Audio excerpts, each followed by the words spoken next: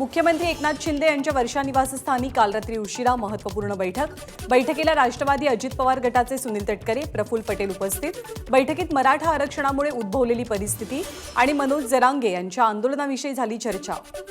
आंतरवली सराटी इथे मराठा आरक्षण अभ्यासक आणि विधिज्ञ यांची मनोज जरांगेंसोबत रात्री उशिरापर्यंत चर्चा। पथकाशी चर्चा होत असताना हजारोंचा जनसमुदाय उपोषण मंडपात, अभ्यासक आणि विधिज्ञ पथकाचा माध्यमांशी बोलण्यास मात्र नकार।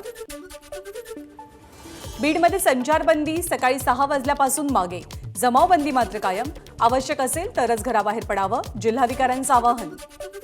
बीड पाठोपाठ जालना जिल्ह्यातही इंटरनेटची सेवा बंद, 2 दिवस सेवा बंद ठेवण्याचे सरकारचे आदेश। मराठा आरक्षण आणि जरांगे यांच्या समर्थनासाठी आज परभणीत बंद, सकल मराठा समाजाच्या बैठकीतला निर्णय। परभणी जिल्ह्यातल्या बाजारपेठा आज बंद असतील। आज राष्ट्रवादीच्या अजित पवार गटाचं मराठा आरक्षणासाठी मंत्रालयासमोर आंदोलन, एकदिवसीय अधिवेशन बोलावण्याची आमदारांची मागणी। राज्यातील महत्त्वपूर्ण ओबीसी नेत्यांच्या राज्य सरकार सुरक्षा पुरवणार, मंत्रिमंडळाच्या बैठकीत निर्णय।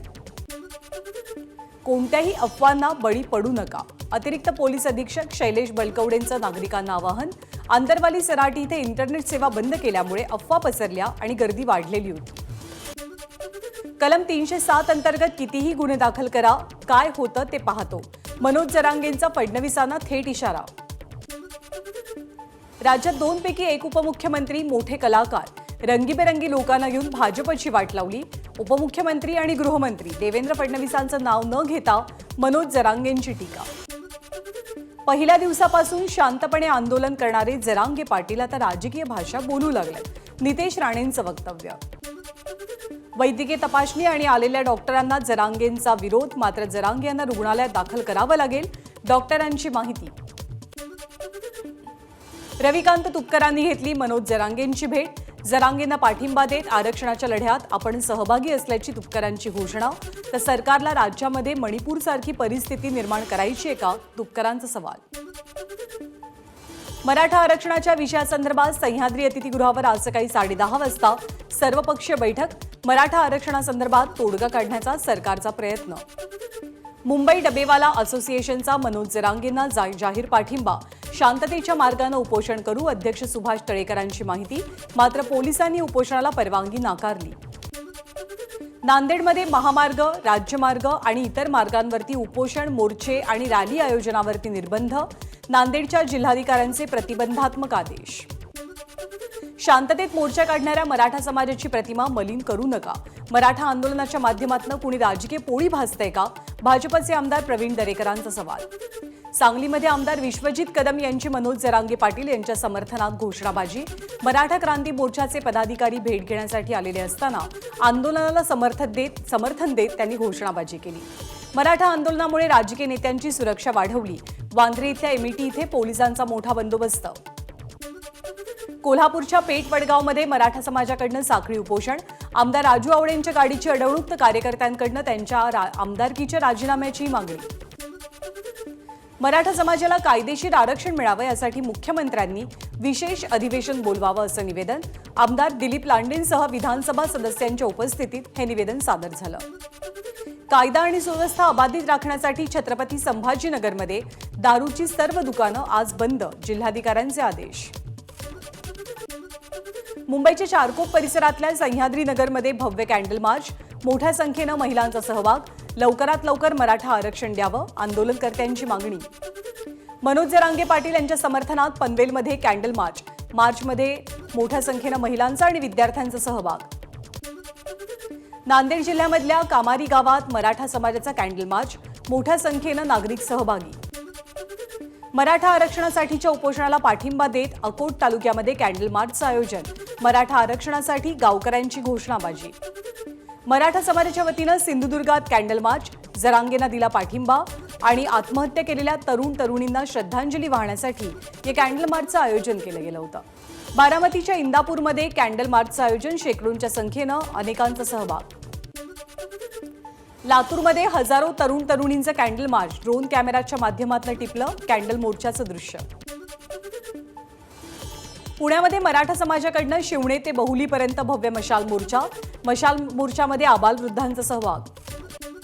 मनोज जरांगेंना पाठिंबा देण्यासाठी अहमदनगरमध्ये मशाल मोर्चा, मोर्चात जोरदार घोषणाबाजी, मोठ्या संख्येनं महिला वर्गाचाही सहभाग. परभणी शहरातील शनिवार बाजार ते छत्रपती शिवाजी महाराज यांच्या पुतळ्यापर्यंत कॅन्डल मार्च, मोठ्या संख्येनं नागरिकांची उपस्थिती. चंद्रपूरच्या शंकरपूर इथल्या पोलीस स्थानकावर संतप्त नागरिकांची दगडफेक, पोलीस उपनिरीक्षक सचिन जंगम यांच्या डोळ्याला गंभीर इजा, यामुळे शंकरपूर गावामध्ये मोठा पोलीस बंदोबस्तही तैनात. नांदेडच्या नायगाव तालुक्यातल्या कुशनूर इथे रास्ता रोको आंदोलनाच्या दरम्यान पोलीस आणि आंदोलनकर्त्यांमध्ये वाद, पोलीस अधीक्षक यांच्या हाताला दुखापत. मुंबई बंगळुरू महामार्गावरती टायर पेटवत मराठा आंदोलकांचं आंदोलनामुळे 5 ते 6 किलोमीटरपर्यंत वाहनांच्या लांबच लांब रांगा. पुण्यात मोदी गणपती चौकात सकल मराठा समाजाकडनं साखळी उपोषण, आरक्षण मिळावं इतकंच आमची मागणी आहे, राष्ट्रवादीचे नेते अंकुश काकडेंची भूमिका. सांगोल्यामध्ये मराठा धनगर आरक्षणासाठी बाबासाहेब देशमुख यांच्याकडनं मुंडन आंदोलन, राज्य सरकारचा निषेध नोंदवत शेकापच्या अनेक कार्यकर्त्यांनी या आंदोलनात सहभाग घेतला. नांदेड जिल्ह्यामधल्या नाळेश्वरमध्ये जरांगेंना समर्थन देण्यासाठी साखळी उपोषणाचं आयोजन, सर्व धर्मियांसह महिलांचाही मोठ्या प्रमाणात सहभाग. नांदेड जिल्ह्यातील अनेक भागात रास्ता रोको, रस्त्यावरती टायर जाळत रस्ते वाहतुकीसाठी बंद केले, नायगाव शहरात कडकडीत बंद. हिंगोली नांदेड महामार्गावरती माळधामणी फाटा इथे रास्ता रोको, तब्बल 2 तासांपेक्षा जास्त काळ नांदेड हिंगोली महामार्ग मराठा आंदोलकांनी रोखून धरला होता. मराठा आरक्षणाच्या मागणीसाठी नांदेडमध्ये कडकडीत बंद, काही ठिकाणी या बंदला हिंसक वळण. नाशिकच्या शिंदेपळसेसह परिसरातील 6 ते 7 गावातल्या ग्रामस्थांचा मूक मोर्चा, हजारोंच्या संख्येनं मराठा समाजाचे नागरिक मोर्चासाठी उपस्थित.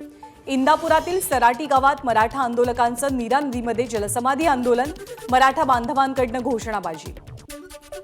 परभणी जिल्ह्यामध्ये जवळपास 13 पेक्षा अधिक ठिकाणी रास्ता रोको आंदोलनं, यामुळे जिल्हाभरातल्या वाहतुकीवरती मोठा परिणाम. पिंपरी चिंचवडमध्ये मराठा क्रांती मोर्चाकडनं सरकारचा दशक्रिया विधी, चिंचवडच्या मोरया गोसावी मंदिर घाटावरती दशक्रिया विधीचं आंदोलन. नाशिकमध्ये भाजपचे आमदार सीमा हिरे यांच्या कार्यालयाबाहेर आंदोलन, त्रिमूर्ती चौकातल्या कार्यालयाला टाळं लावलं. भिवंडीमध्ये खासदार कपिल पाटील तसंच भाजपचे आमदार महेश चौगुले, सपाचे आमदार रईस शेख, शिंदे गटाचे आमदार शांताराम मोरे यांच्या जनसंपर्क कार्यालय आणि निवासस्थानावरती पोलिसांनी सुरक्षा वाढवली आहे. धुळ्यामध्ये मराठा समाजाचे आंदोलक आक्रमक, शहरातील राज्य सरकारच्या बॅनरवरील मुख्यमंत्री आणि उपमुख्यमंत्री यांच्या फोटोला काळं फासलं. लातूर जिल्ह्यामध्ये ठिकठिकाणी रास्ता रोको आंदोलन, पानचिंचोलीमध्ये पोलीस आणि आंदोलकांमध्ये टायर पेटवण्यावरून तणाव, यामुळे काही काळ तणावाचं वातावरण. एबीपी माझा, उघडा डोळे बघा नीट.